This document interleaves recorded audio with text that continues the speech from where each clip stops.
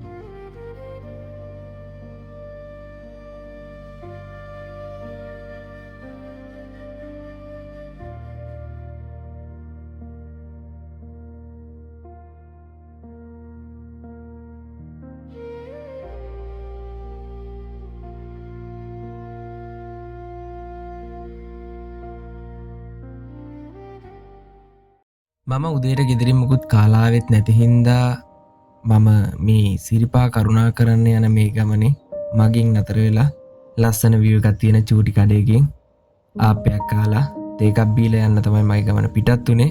ඇත්තටම එතන තියෙන view එක ගොඩක් ලස්සනයි. කැලණිගග එතනින් ගලාගෙන බහිනවා.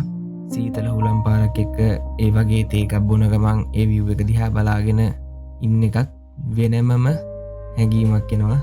අනිවාර්යෙන් ඔයාලටත් ඒ වගේ හැඟීමක් එන්න ඇති. ඒ වගේ ගමනක් යනකොට ඒ වගේ view එකක් දිහා බලාගෙන ඔයාලට මස්කෙලිය පැත්තෙන් සිරිපා කරුණා කරන්න යනවනම් ඔයාලට බලන්න පුළුවන් ගොඩක් සුන්දර ඒ වගේම අඳුරු අතීතයක් තියෙන සප්ත කන්‍යා කඳු පන්තියක්. ඇත්තටම ගොඩක් ලස්සන view එකක්. ඒ වගේම අවුරුදු ගානකට කලින් ගොඩක් අඳුරු අතීතයක් තියෙන කඳු පන්තියක්. ඔයාලා නල්ලතන්නේ පාරේ යනකොට බලාගන්න පුළුවන් ලස්සන දිය ඇල්ලක් තමයි මෝහිනී ඇල්ල. ඇත්තටම මම යනකොට නම් මේ මෝහිනී ඇල්ලේ වතුර ගොඩක් අඩුයි. වතුර තිබ්බේ නැති තරම්. මං හිතන්නේ වතුර තියෙන කාලෙට මේ දිය ඇල්ල ගොඩක් ලස්සන ඇති. හරි ළමයි. මං එහෙනම් අන්තිමට ආවා. දැන් වෙලාව 11යි කාලයි. මම මෙතනට එද්දි 11යි කාලා වගේ වුණා. මං දැන් ඉන්නේ සදගල තැන්නේ සිරිපා කරුණා කරන්න පටන් ගන්න තැන. මම දැන් සදකර තැන්නේ සිරිපා කරුණා කරන්න හදන්නේ. එහෙනම් සුමන සමන් දෙවි පිහිටයි කියලා අපි සිරිපා කරුණාව පටන් ගමු. බලන්නකො මේ සදකල තැන්න හරහා පටන් ගන්න තියෙන මේ ගමනේ ඉස්සෙල්ලම පටන් ගන්න තැන තියෙන view එක කොහොමද කියලා. මාරම ලස්සනක් තියෙන්නේ. දේවතු යායක් නැති.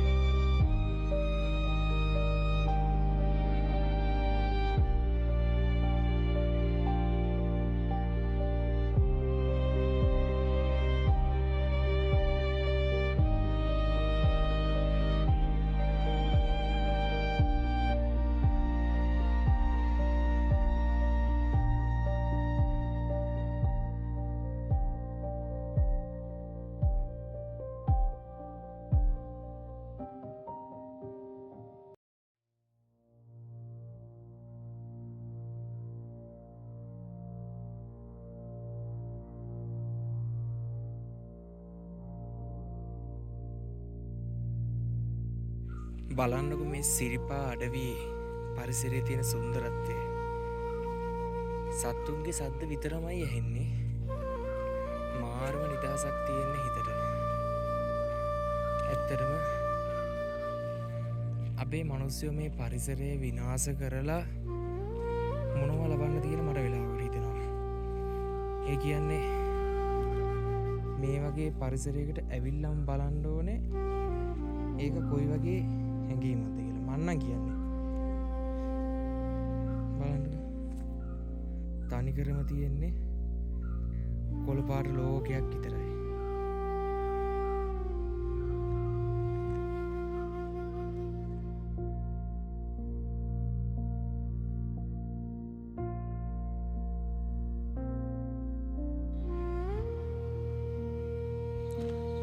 බලන්නකො මේ පරිසරයේ තියෙන සුන්දරත්වය. මාර සිසිලසක් තියෙන්නේ. අර හරියට අර බින්ගයක් ඇතුලෙන් යනවා වගේ කැලේ මැද්දෙන් ආරුක්කු වලට හැදිලා මාරම ලස්සනක් තියෙන්නේ. මහන්සිය නම් පොඩ්ඩක්වත් නැහැ. සීතල උලම් පාරක් වදිනවා. සීතලයි මහන්සියක් නම් දැනෙන්නෙම නැති තරම්. අපි යමු තව ටිකක් ඉස්සරහට. අපි චොක්ලට් එකක් කන ගමන් කතා කරමු. ඇත්තටම මේ සිරිපාදේ මේ රක්ෂිතේ මම හිතන විදිහට ගොඩාක් අධිසංවේදී පරිසර කලාපයක්. අර කියනවනේ ටොපි කොලයක්වත් දාන්න එපා අරන් එන්න කියලා. හැබැයි මේ සඳගල තැන්නෙන් සිරිපා කරුණා කරන්න තියෙන මේ පාරේ ටොපි කොල එකට 100ක් හොයාගන්න පුළුවන්. ඔයාලා එහෙම කරන්න එපා. මොකද දැන් මම මේ චොක්ලට් එක කාලේ ඉවරුණා. මේ කවරේ ඒම බෑග් එකට දාගත්තා අරගෙන ගියා. මොකද ඕක එහෙරි ලොකු බරක් නෙමෙයිනේ. ඔයාලා ඒ වගේ කරන්න එපා. මේ පරිසරය ගොඩක් සුන්දරයි. ඒ වගේ ටොපි කොලේ වුණත් දාලා මේ පරිසරය අපිරිසුදු කරන්න එපා. මට පුළුවන්කමක් තිබ්බොත් අනිවාර්යෙන් මම උඩින් මොකක් හරි shopping එකක් මට හම්බුනොත් පාර දිගට තියෙන ඔක්කොම ඉටිකොල පොත් කොළ වගේ ඒවත් තිබ්බා, බත් කොළත් තිබ්බා. ඒව ඔක්කොම අනිවාර්යෙන් මම අරන් එනවා. මං ගෙදරින් උරයක් අරන් එන්න හිටියේ මට අමතක වුණා. අනිවාර්යෙන් උරයක් හම්බුනොත් තියෙන හැම කොළයක් මං අනිවාර්යෙන් අරන් ගිහිල්ලා ගෙදර ගිහිල්ලා හරි පුච්චන එක පුච්චනවාමයි. එහෙම කරන්න එපා. ඒ කියන්නේ තනියම ආපුවම තමයි මේ පරිසරයේ තියෙන සුන්දරත්වය ඇත්තටම තේරෙන්නේ. මොකද මම දැන් මේ සිරිපා කරුණා කරන්න යන්නේ තනියම.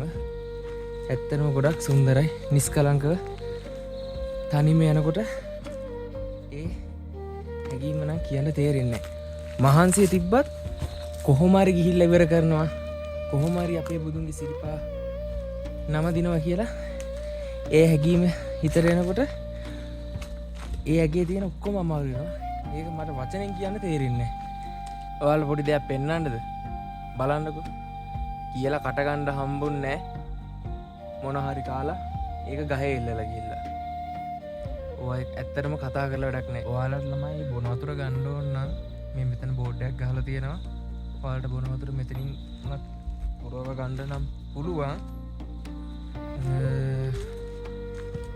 වතුර නම් අවුලක් නැහැ. හැබැයි වීදුරු වගේ තියෙනවා.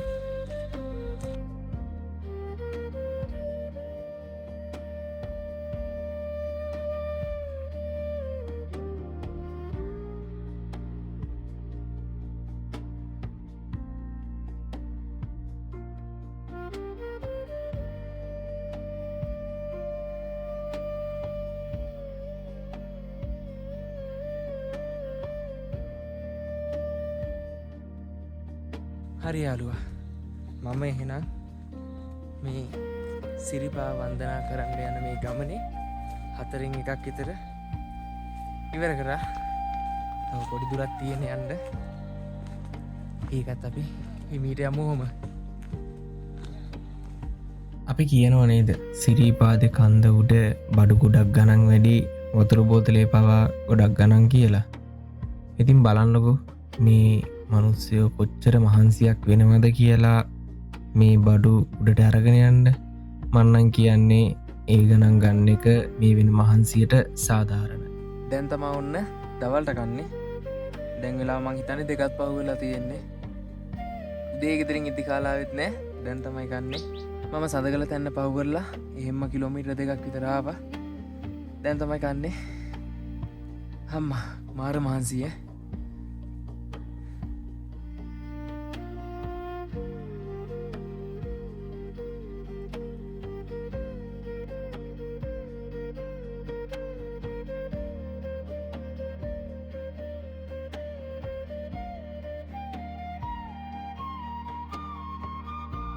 හරි එහෙනම් මං ලොකු වෙලාවකට පස්සේ අන්තිමට මං ගොඩක් එන්ඩ ආසාාවෙන් හිටිය තැනකට ආවා. මම අන්තිමට සඳකළ තැන්නට ආවා. සඳකළ තැන්නට සිරීපාදේ ගොඩාක් ලස්සන්ට පේනවා. ඇත්තට මේ විව් එක කියන්න වචන නෑ. ඒක බලන්න නම් අනිවාරෙන් සඳකළ තැන්නට යන්න ඕනේ. සඳකළ තැන්නට රෑට සිරීපාදේ ගොඩාක් ලස්සන්ට පේනවලු.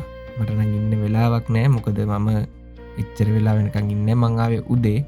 ඒන්ද මං මෙහෙම මිස්සරහට කරුණාව පටන් ගන්න. හරි යාළුවා, එහෙනම් අපි ඔන්න අන්තිමට සඳගල තැන්න මාර්ගයෙන් වැඩලා තිබ්බ මාර්ගය ඔස්සේ, කැලෑ මාර්ගය ඔස්සේ අන්තිමට ආවා මහගිරි තබේ ගාවට. ඒ කියන්නේ හැටන් නල්ල තන්නේ මාර්ගය ගාවට. එහෙනම් අපි ඉතුරු ටිකත් ඔහොම යමු. හරි ළමයි, එහෙනම් ඔන්න මම මහගිරි තබේ තරණය කරනවාද.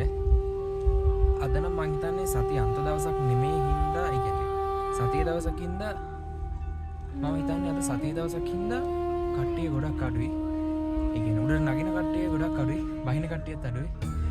එනවනම් එන්න ඕනේ සතිය දවසක වගේ තමයි. එතකොට නිදහසේ අර තෙරපීමක් නැතුව සිරිපා කරුණා කරලා අපිට අපව වෙන්න පුළුවන්.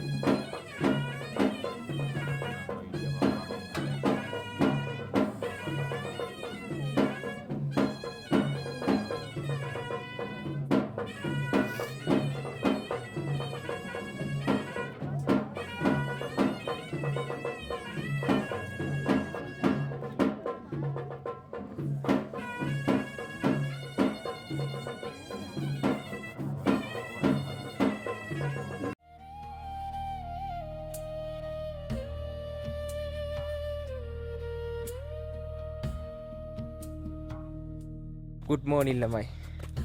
මම ඊයේ සිරිපා කරුණා කරන්න ගියේ. උදේ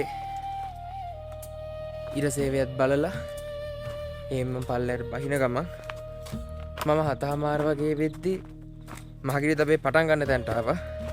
එතන ඉඳලා සඳකල තැනට එන්න මට සාමාන්‍යයෙන් පැයක් වගේ ගියා.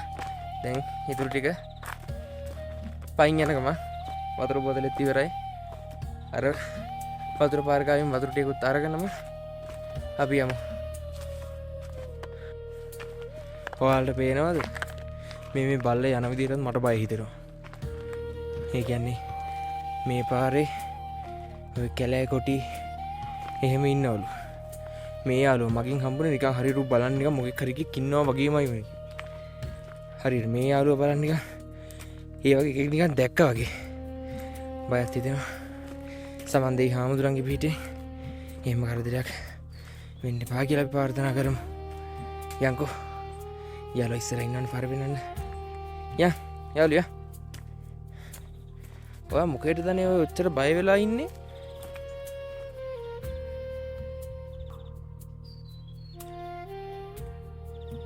මොකෙක්වත් නැහැ. මම එන්නම්කෝ. එතකොට යනවා. වතුර තියෙන තැනට නම් ආවා. පුරෝගම් වතුර එක. මාර වතුර තිබාගෙන හිටියේ. අනිවාර්යෙන් ඔයාලා මතක් කරලා එනකොට වතුර අරගෙන එන්න. නැත්තම් ලොකු ප්‍රශ්න වලට මුහුණ දෙන්න.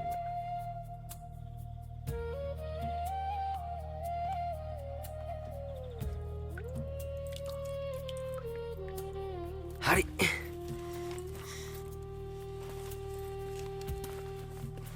ඇත්තටම ගොඩක් පිරිසිදු වතුර.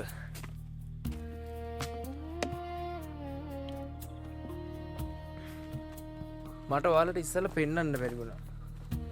මේ පාරෙන් යනවා නම් පඩි පෙළවල් නැහැ. පඩි පෙළවල් නැහැ. කෙටිම පාර වුණාට යන්න අමාරුම පාරක්. ඒ කියන්නේ අර ගස් වලින් හැදිලා තියෙන මුල් වලින් අර හේදිලා ගිහිල්ලා පඩි පෙළ වගේ හැදිලා තියෙනවා. දැන් මේ තියෙන්නේ මේ වගේ හැදිලා තියෙනවා. ඒ අර වෙන පඩි පෙළ නැහැ. ගොඩක්ම මහන්සිය හැබැයි. ඒ කියන්නේ අර පඩි පෙළක යනවා වගේ නෙමේ. ගල් උඩින් යන්න තියෙන්නේ. මං හිතන්නේ කිලෝමීටරයක් වගේ තියෙන්නේ. අපේ යාළුවත් එනවා ඉස්සරහින්. යමු. එහෙනම් මම යන්න යාළුවනේ. මට දැන් යන්න සාමාන්‍යයෙන් මට පැය 4ක් විතර යනවා. දැන් වෙලාවත් මං හිතන්නේ 9:45ට වගේ ඇති. දැන් නාගෙන එහෙම යන්න ඕනේ. මතක ඇතුව අපේ පියමන් YouTube channel එක subscribe කරලා තියාගන්න. වීඩියෝ එකක් දාපු ගමන් බලන්න ඕන නම් notification bell icon එක ඕල් දාලා තියාගන්න. අලුත් වීඩියෝ එකකින් හමු වෙනකන් ඔයාලට සුබම සුබ දවසක්.